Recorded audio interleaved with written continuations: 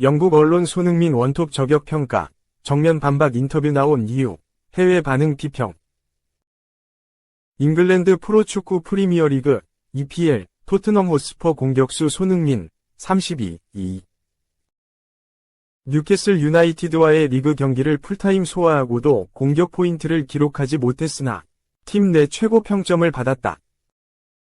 토트넘은 1일 오후 9시 30분, 한국 시각, 영국 뉴캐슬의 세인트 제임스 파크에서 열린 뉴캐슬과의 2024에서 2025 시즌 EPL 3라운드에서 1에서 이루어졌다.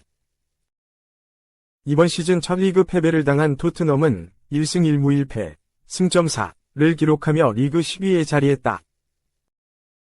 손흥민은 이날 전반전은 측면 공격수로, 후반전은 최전방 공격수로 풀타임을 뛰었다. 그러나 후반 10분에 한 차례 나온 슈팅이 이날 경기에서 기록한 유일한 슈팅이었다. 다행히 패스 성공률 94%, 36회 시도 34회 성공, 기회 창출 3회 등 연계에서 좋은 모습을 보였다. 이에 경기 후 통계 전문 매체 폼무브로부터 평점 7.4를 받았다. 이는 토트넘 팀 내 최고 평점이었다.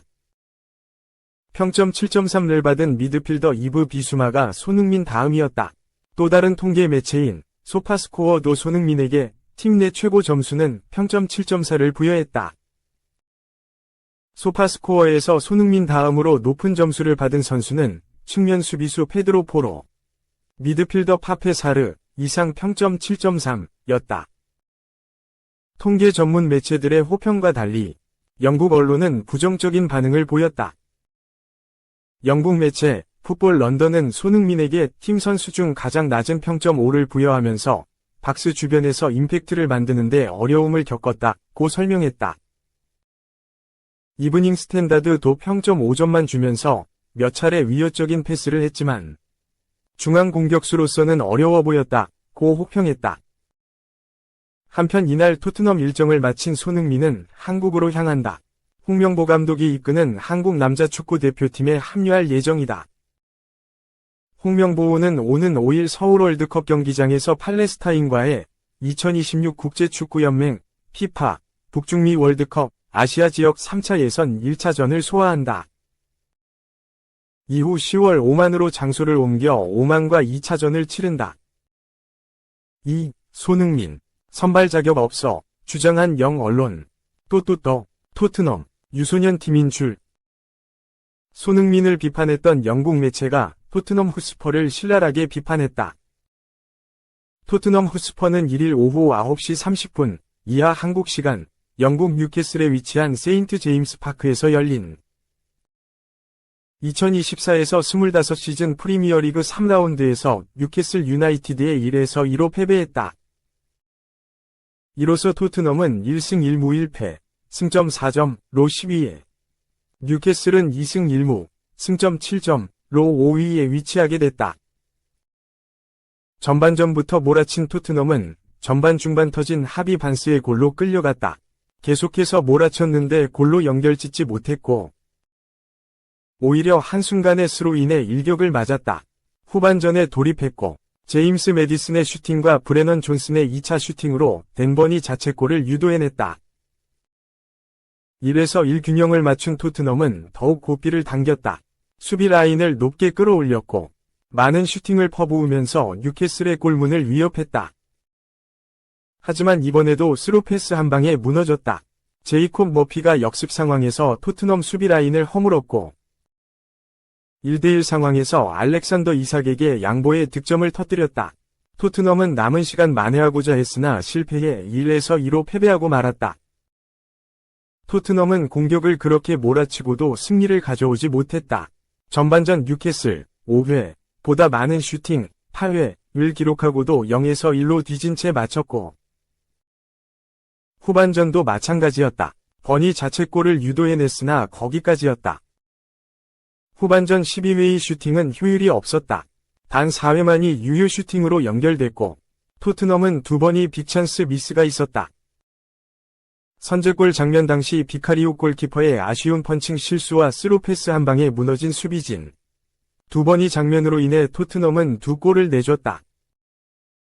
영국 풋볼 365 등. 토트넘은 전반전인 긴장감 부족, 비카리오 골키퍼의 납득할 수 없는 펀칭 실수가 있었다. 또한 자신의 진영에서 불필요하게 볼 소유권을 내주는 일이 있었고, 페드로 포로의 어이없는 슈팅도 나왔다, 라며 비판했다. 매체는 이어서 전반전 토트넘은 메디슨과 손흥민이라는 몇몇 선배가 섞인 재능 있는 유소년 팀을 보는 것과 같았다. 그저 올림픽에서는 잘할 것이라고 생각할 것이다, 라고 덧붙였다. 토트넘을 유소년 팀에 비유하며 그들의 경기력에 호평을 보냈다.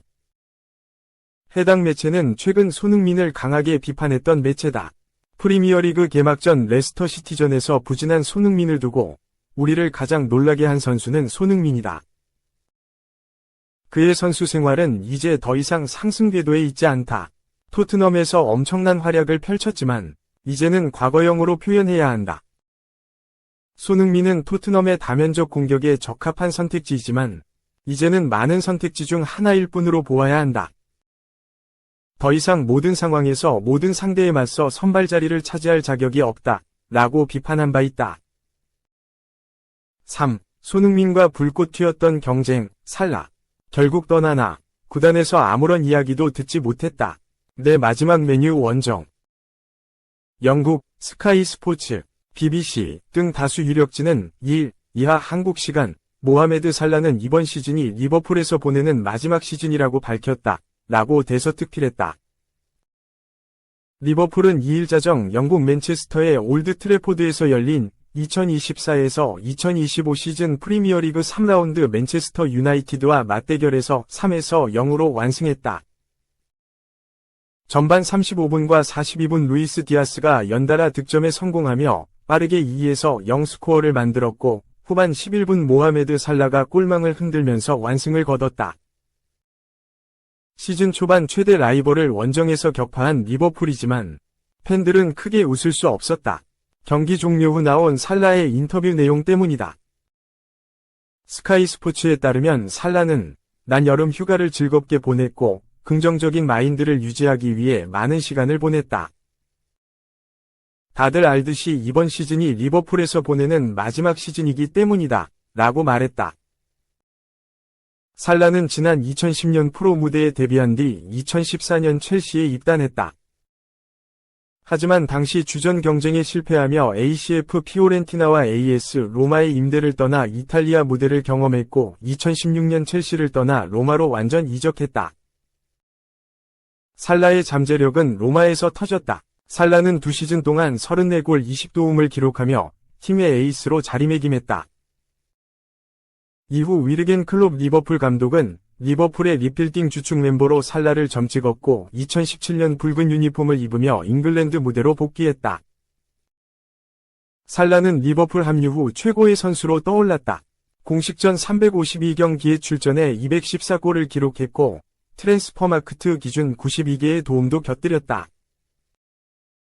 살라와 리버풀의 계약 기간은 2025년 여름까지 딱 1년 남았다. 살라는 난 그저 남은 시간을 즐기고자 하며 복잡하게 생각하고 싶지 않다. 자유로운 기분으로 축구를 하면서 내년에 무슨 일이 일어날지 지켜볼 것이라고 말했다. 그러면서 이번 경기를 준비하면서 어쩌면 마지막 올드 트래포드 원정이 될 수 있겠다고 생각했다. 아직 구단 구성원 그 누구도 나에게 계약 관련 이야기를 하지 않았다. 난 오케이. 올해가 마지막이다라고 생각했고 시즌 종료 이후에 일어날 일들을 지켜보려 한다. 라며 구단에서 아무런 제안이 없었다고 밝혔다. 이어 리버풀 소속으로 치르는 마지막 올드 트래포드 원정일 것 같다. 계약은 나에게 달린 문제가 아니면 구단 누구도 나에게 먼저 이야기를 꺼내지 않았다. 라고 재차 강조했다. 한편 살라는 1992년생으로 손흥민과 동갑내기 경쟁자다. 그간 손흥민과 득점 경쟁을 펼치면서 2017에 2018, 2018에서 2019 시즌 득점왕에 올랐고 2021에 2022 시즌엔 손흥민과 함께 공동 득점왕에 등극했다. 4. 리버풀전 0에서 3대 텐하흐. 제대로 긁혔다. 내 지도 방식이 문제? 맨시티 다음 트로피 많은데? 맨체스터 유나이티드는 2일 오전 0시 이하 한국 시간 영국 맨체스터에 위치한 올드 트래포드에서 열린 2024에서 25시즌 프리미어리그 3라운드에서 리버풀에 0에서 3으로 졌다. 이로써 맨유는 지난 브라이튼 앤 호브 알비온전에 이어 2연패를 기록하게 됐다. 내용, 결과 모두 참패였다. 텐 하흐 감독은 조슈아 지르키, 마타이스 데 리흐트, 누사르 마즈라위 등 신입생들을 대거 선발로 내보냈다.